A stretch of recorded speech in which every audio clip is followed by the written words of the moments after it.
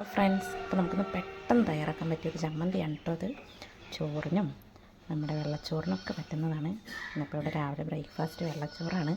അപ്പോൾ അതുകൊണ്ട് ഞാൻ കറികളൊന്നും ഇല്ലാത്തതുകൊണ്ട് പെട്ടെന്ന് തയ്യാറാക്കാമെന്ന് പറഞ്ഞിട്ട്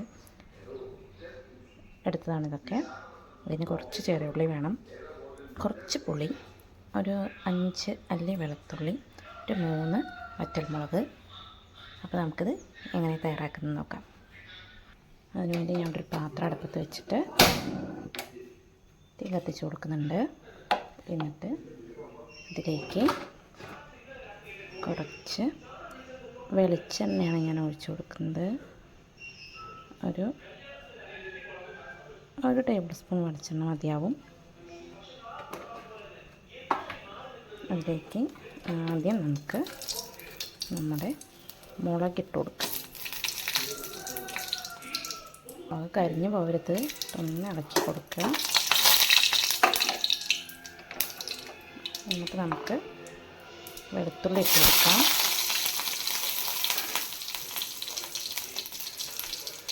അപ്പം തന്നെ ചെറിയുള്ളിയും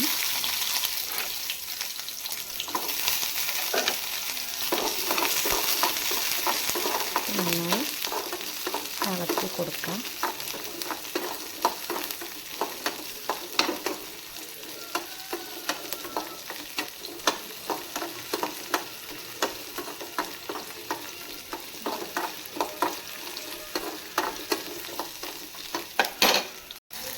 ഉള്ളി ഒരുപാട് ബ്രൗൺ നിറാവുന്നവരെ വഴറ്റൊന്നും വേണ്ട.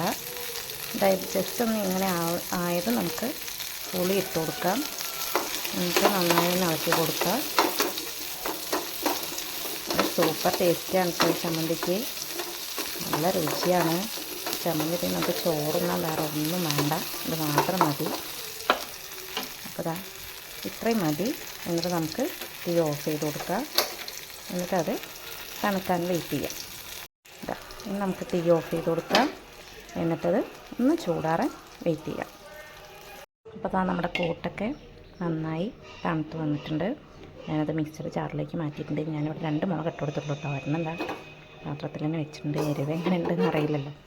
അപ്പം ജസ്റ്റ് 2 മുളക് ഇട്ട് കൊടുക്കാം. എന്നിട്ട് ആവശ്യമുണ്ടെങ്കിൽ നമുക്ക് മറ്റേതോടെ ഇട്ട് കൊടുത്താൽ മതി. പിന്നെ ഇതിലേക്ക് ആവശ്യത്തിന് ഉപ്പ് ചേർത്തിട്ട് നമുക്ക് അരച്ചെടുക്കാം. അരച്ചെടുത്തിട്ടുണ്ട്. ഒരുപാട് അങ്ങ് അരഞ്ഞു പോകരുത്. ഈ ഒരു പരുവത്തിൽ ഇത്രയും മതി. നല്ല സൂപ്പർ ടേസ്റ്റാണ് ഈ ചമ്മന്തിക്ക്. ഇനി നമുക്കിതിൽ ബൗളിലേക്ക് മാറ്റി കൊടുക്കാം. നമ്മുടെ ചമ്മന്തി ഇവിടെ റെഡി ആയിട്ടുണ്ട്. ഇതിലേക്ക് കുറച്ച് വെളിച്ചെണ്ണ ഒഴിച്ച് കൊടുക്കാം.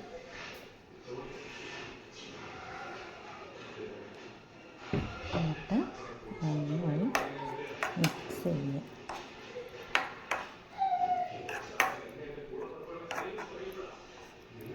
അടിപൊളി ടേസ്റ്റാണ് കേട്ടോ. എല്ലാവരും ട്രൈ ചെയ്ത് നോക്കുക. എന്നിട്ട് കമൻറ്റിലൂടെ എങ്ങനെയുണ്ടെന്ന് പറയണം.